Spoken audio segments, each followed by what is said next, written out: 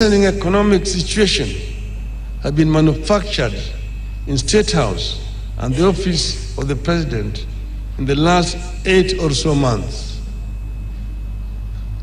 Government's own data indicates that contrary to what Ruto promised and what he is saying, borrowing has gone up instead of coming down.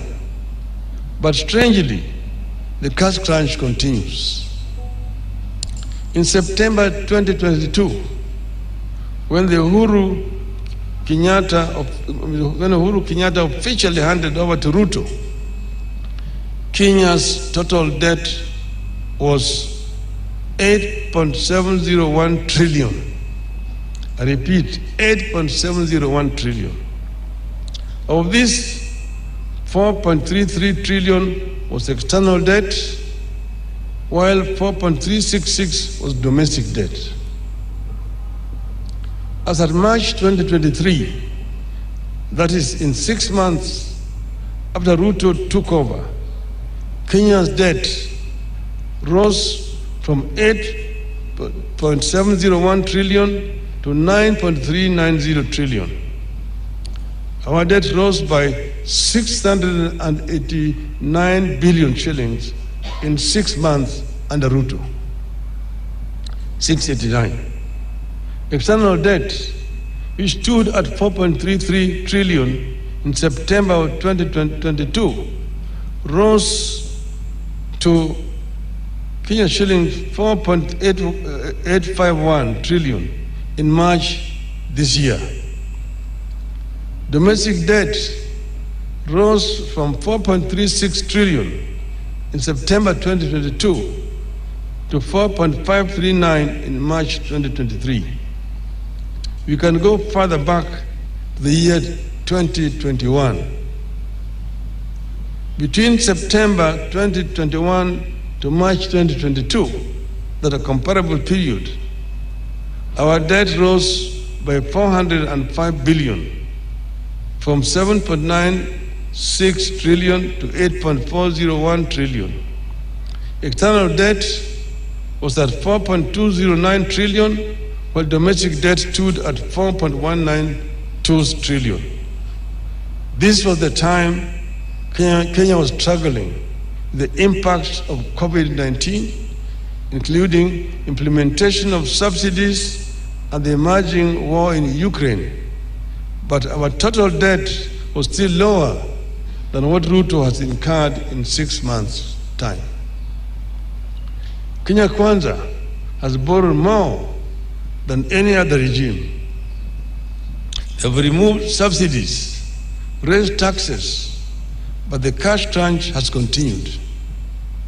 They cannot pay salaries. They cannot disburse money to schools. They cannot disburse money to counties. They cannot disburse money to the elderly. They cannot finance the National Hospital Insurance Fund. And nearly all major infrastructure projects have stalled. Where is the money going? It is being stolen and being spent on wrong priorities to massage Ruto's ego. And that is not all. Quietly, Ruto is trying to change the country's debt ceiling from the current absolute number of Kenya shilling 10 trillion to a moving number of 55% of GDP. And right now they are trying to bring authority to sanction increase of debt. The debt level is already 60% of the GDP. To beat that violation of the law, Ruto wants to force an amendment to the Public Finance Act to allow the National Treasury and not Parliament to set new debt ceiling. Which is why we are calling on Kenyans to reject excess taxation to finance wasteful expenditure. It is urgent that we bring Ruto back to earth because he lives on another planet. As this bill heads to the National Assembly, We must remind Ruto that excessive taxation is stifling growth. We must tell Ruto that when people have to park cars at home because of cost of fuel, it is bad for the economy. We must tell him that when Kenyans postpone traveling up country because they can't afford fuel or fare, it is bad for the economy. We must tell him that when people choose to stay indoors because they want to spend less on expensive goods, it is bad for the economy. And we must tell him that these things are happening now here in this country. Rather than burden Kenyans, we want Ruto to undertake the following. 1, stop duplication of county roles and responsibilities. In the proposed bill, budget for health is growing by 35 billion shillings at the national level, yet health is a devolved function.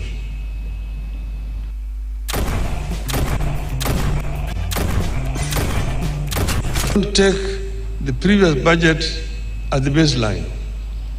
Every budget must start at ground zero, where everything has to be justified. 3, don't grow the size of the budget. Cut it down and live within your means. 4, instead of imposing new taxes, see the loopholes that lead to the loss of revenue. 5, stop non-essential government expenditures, including the appointment of the chief administrative secretaries. 6, reduce the size of government. 7, cut non-essential domestic and international travel. 8, freeze ministerial out-of-station allowances, ministerial house allowances, and domestic allowances for cabinet and principal secretaries. 9, stop corruption and theft of public funds. 10, finally, we ask Ruto to humble himself, withdraw this bill, offer apology, and seek forgiveness from Kenyans for the anxiety caused then, and begin afresh. The one point I wanted to mention, that the budget for the parliament is 41 billion shillings. That of the judiciary is 23 billion shillings.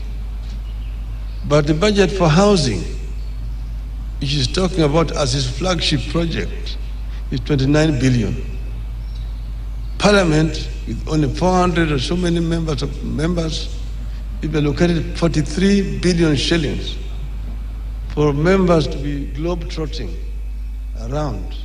Yet housing, which is saying is fundamental to his budget, is only allocating 29 billion shillings, less than what is given to members of parliament, almost equal to what is given to the judiciary. Is economics upside down.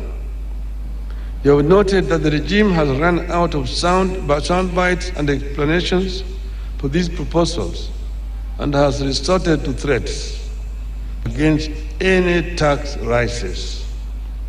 Should Ruto overrun the National Assembly, we will regroup and overrun him in the wider National Assembly of the whole people of Kenya.